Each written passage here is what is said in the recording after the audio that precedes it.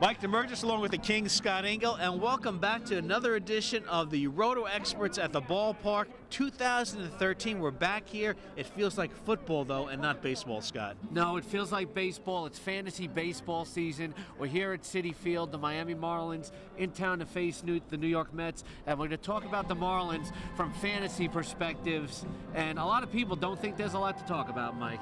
That's right. It's certainly a different lineup than they had last year, Scott.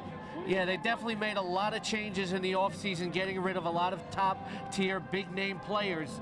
You know, a lot of people feel there's not a lot in this lineup, but the experienced fantasy player who does his homework, Mike, knows about guys like Rob Brantley. He can be a good number 2 fantasy catcher in your lineup, and he's available in a lot of leagues, even mixed leagues. Justin Ruggiano, very good for NL-only leagues. He gives you power. He gives you speed. And also, Juan Pierre, also of the Miami Marlins, he's older, but he's still stealing bases.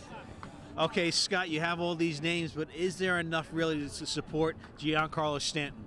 Well, I don't think you have to worry about the lineup around Giancarlo Stanton. We're talking to some people around the Marlins, and it's just a matter of time before this lineup gels. There's not a lot of power around him, but there's veterans. They have Placido Polanco.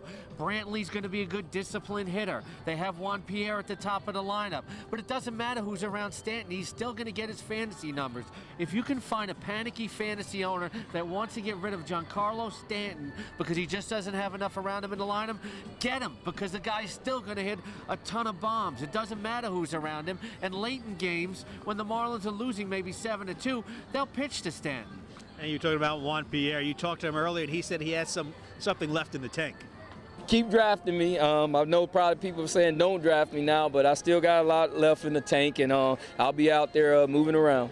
And, Scott, we'll see how much that Juan Pierre really does have left in the tank. I think he does. You know, you want to get some cheap speed. You know, maybe he's a free agent in your list, or maybe you can trade from an NL-only league. Pierre still has a good approach on the base paths, like he talked about. He has a positive attitude.